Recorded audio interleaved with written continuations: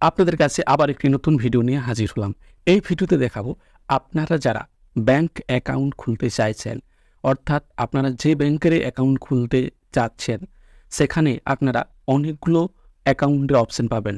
অনেক ধরনের bank account হয়। সেভিংস অ্যাকাউন্ট রয়েছে, কারেন্ট অ্যাকাউন্ট রয়েছে, জিরো ব্যালেন্স অ্যাকাউন্ট রয়েছে, স্টুডেন্ট অ্যাকাউন্ট রয়েছে। এরপর আপনি কোনো টাকা জমা ব্যাংকে না দিয়েই আপনি কিভাবে ব্যাংকে অ্যাকাউন্ট খুলবেন, অর্থাৎ জিরো ব্যালেন্সে অ্যাকাউন্ট কিভাবে খুলবেন তার সম্পূর্ণ প্রসেসটা এই ভিডিওতে আলোচনা করব। এর সুবিধা কি রয়েছে, এর অসুবিধা কি হতে পারে, কি কি ডকুমেন্টস লাগবে, সমস্ত খুঁটিনাটি তথ্য এই ভিডিওতে আমরা আলোচনা করব। তাই সম্পূর্ণ ভিডিওটা দেখাবেন, স্কিপ করবেন না। স্কিপ করলে আপনি কিন্তু মিস করে যেতে পারেন। তার আগে আপনি যদি এই চ্যানেলে প্রথম হয়ে থাকেন তাহলে অবশ্যই চ্যানেলটাকে সাবস্ক্রাইব করে দেবেন এবং সঙ্গে থাকা বেল আইকনটি বাজিয়ে দেবেন, যাতে সবার আগে এই রিলেটেড নতুন নতুন খবর পেয়ে যেতে পারেন। চলুন আমরা ভিডিওর মূল পর্বে চলে যাই। আপনার যদি ব্যাংক অ্যাকাউন্ট থাকে অথবা আপনি যদি নতুন ব্যাংক অ্যাকাউন্ট খুলতে চাইছেন, তাহলে আপনার অবশ্যই জেনে রাখা দরকার যে অ্যাকাউন্ট কত ধরনের হয়। এক্ষেত্রে জানিয়ে রাখি যে ব্যাংকে বিভিন্ন ধরনের অ্যাকাউন্ট হয়ে থাকে। তার মধ্যে একটি হচ্ছে কি সেভিংস অ্যাকাউন্ট, আর কি কারেন্ট অ্যাকাউন্ট, আর স্যালারি অ্যাকাউন্ট, আর হচ্ছে জিরো ব্যালেন্স অ্যাকাউন্ট। আবার একটি অ্যাকাউন্ট আছে, সেটা হচ্ছে স্টুডেন্ট অ্যাকাউন্ট। এরপর এই প্রত্যেকটি অ্যাকাউন্টের বিশেষ কিছু সুবিধা রয়েছে। আজকে এই প্রতিবেদনে আলোচনা করব যে জিরো ব্যালেন্স অ্যাকাউন্টে কী কী সুবিধা রয়েছে। আচ্ছা, জিরো ব্যালেন্স সেভিংস অ্যাকাউন্ট কি? অর্থাৎ আপনি যদি নতুন ব্যাংক অ্যাকাউন্ট খুলতে চাইছেন, তাহলে আপনি যদি জিরো ব্যালেন্স ব্যাংক অ্যাকাউন্ট খোলেন তাহলে বেশি উপকারী হবেন। কারণটা কি? জিরো ব্যালেন্সে ব্যাংক অ্যাকাউন্ট ওপেন করার জন্য আপনাকে ব্যাংকে কোনো টাকা জমা দিতে হয় না। আপনি সম্পূর্ণ বিনা খরচে এই জিরো ব্যালেন্স অ্যাকাউন্টটি ওপেন করতে পারছেন। ব্যাংকে নানা ধরনের অ্যাকাউন্ট খোলার ক্ষেত্রে ন্যূনতম টাকা আপনাকে কিন্তু ব্যাংকে জমা দিতে হয়। এই অ্যাকাউন্ট আপনি কোনো টাকা ছাড়াই খুলতে পারবেন, এই জিরো ব্যালেন্স সেভিংস অ্যাকাউন্ট। এরপর এই জিরো ব্যালেন্স সেভিংস অ্যাকাউন্টের কিছু সুবিধা রয়েছে, যেমন আপনি কোনো টাকা ছাড়াই এই জিরো ব্যালেন্স সেভিংস অ্যাকাউন্টটা খুলতে পারছেন। এই জিরো ব্যালেন্স অ্যাকাউন্ট খোলার জন্য আপনি এই পরিষেবাটা যে কোনো ব্যাংকে পেয়ে যাবেন। জিরো ব্যালেন্স অ্যাকাউন্ট কিন্তু যে কোনো ব্যাংকেই খোলা হয়।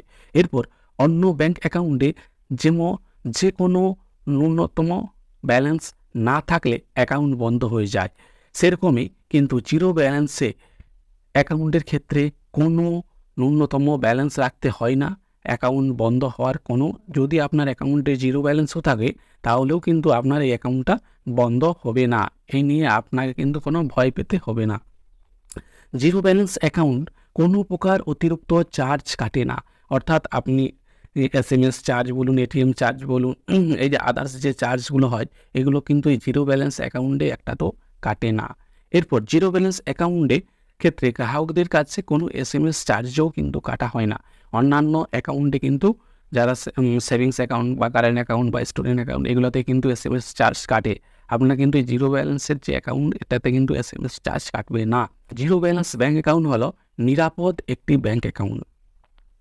এরপর জিরো ব্যালেন্স ব্যাঙ্ক অ্যাকাউন্টে সমস্ত টাকা ও ছাত্রছাত্রীদের ক্ষেত্রে স্কলারশিপের টাকাও কিন্তু এই অ্যাকাউন্টে ঢোকানো যাবে। এটা নিয়ে আপনাদের কোনো চাপ নেই যে আমার যদি জিরো ব্যালেন্সের অ্যাকাউন্ট থাকে তাহলে আমার স্কলারশিপের টাকা ঢুকবে কি না, বা আমার সরকারি প্রকল্পর যে ভাতাগুলো দিচ্ছে সেগুলো ঢুকবে কি না, এ নিয়ে কোনো আপনার সন্দেহের অবকাশ নেই। সমস্ত টাকাই কিন্তু এই জিরো ব্যালেন্স অ্যাকাউন্টে ঢুকবে।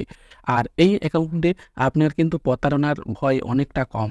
এখানে আপনার ফোন করে KYCর জন্য আপনাকে বিরক্ত করবে না বা OTP চাইবে, এরকম ব্যাপারটাও হয় না, খুব কম। এরপর জিরো ব্যালেন্স অ্যাকাউন্টের কিছু অসুবিধা রয়েছে। অসুবিধাটা খুবই কম।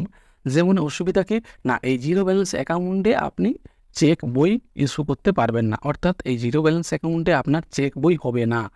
এছাড়াও জিরো ব্যালেন্স অ্যাকাউন্টের ক্ষেত্রে একটা জিরো ব্যালেন্স অ্যাকাউন্ট হলে কি হয় যে আপনি 1 লাখ টাকার মধ্যে ট্রানজ্যাকশন করতে পারবেন, তার বেশি কিন্তু পারবেন না, এরকম একটা সীমাবদ্ধতা থাকে। আদার্স কিন্তু এই জিরো ব্যালেন্সের সুবিধাটাই বেশি রয়েছে। তার কারণ হচ্ছে যে আপনাকে মেনটেন্যান্স চার্জ, ধরুন এখন করে দিয়েছি অনেক ব্যাংক 1000 টাকা, অনেক ব্যাংক SBI করে দিচ্ছে 3000 টাকা। আবার এর সর্বনিম্ন ব্যালেন্স হয়ে গেলে আপনার কিন্তু প্রত্যেক মাসে মাসে একটা পেনাল্টি চার্জ কাটতে থাকে, সেটা কিন্তু জিরো ব্যালেন্সে কাটছে না। এটাই হচ্ছে সবথেকে বড় সুবিধা। এরপর আমরা দেখে নিই এই জিরো ব্যালেন্স অ্যাকাউন্ট খুলতে গেলে আপনাকে কোথায় যেতে হবে আর কী কী ডকুমেন্টস লাগবে। সবার প্রথমে আপনার যে নিয়ারেস্ট ব্যাংক রয়েছে সেই ব্যাংকে আপনাকে কিন্তু এই জিরো ব্যালেন্স অ্যাকাউন্ট খোলার জন্য যেতে হবে। সেখানে একটা আপনি ফর্ম পেয়ে যাবেন, সেই ব্যাংকে গিয়ে বললে আপনাকে একটা ফর্ম দেবে, সেই ফর্মটাতে আপনি ফিল আপ করবেন। ফিল আপ করার পর সঙ্গে কী কী ডকুমেন্টস দেবেন, সঙ্গে আপনি আধার কার্ড দেবেন, ভোটার কার্ড দেবেন, আর প্যান কার্ড দেবেন, তার সাথে আপনার কিন্তু 2 কপি পাসপোর্ট সাইজ ফটো লাগবে। এরপর আপনারা যদি স্টুডেন্ট হয়ে থাকেন তাহলে কিন্তু আপনাদের ভোটার কার্ড লাগবে না, আপনি স্কুল থেকে একটা সার্টিফিকেট নিয়ে আসবেন আপনি যে স্কুলে পড়ছেন, আর আধার কার্ড আর প্যান কার্ড না হলেও কিন্তু এই জিরো ব্যালেন্স অ্যাকাউন্টটা খোলা যাবে। এই জিরো ব্যালেন্স অ্যাকাউন্ট সম্বন্ধে আপনার যদি আর কোনো জিজ্ঞাসা থাকে তাহলে আপনি অবশ্যই ভিডিওর কমেন্ট বক্সে কমেন্ট করবেন, আমি আপনার কমেন্টের উত্তর দেবো। সবাই ভালো থাকবেন, সুস্থ থাকবেন, দেখা হচ্ছে আবার একটি নতুন ভিডিওতে।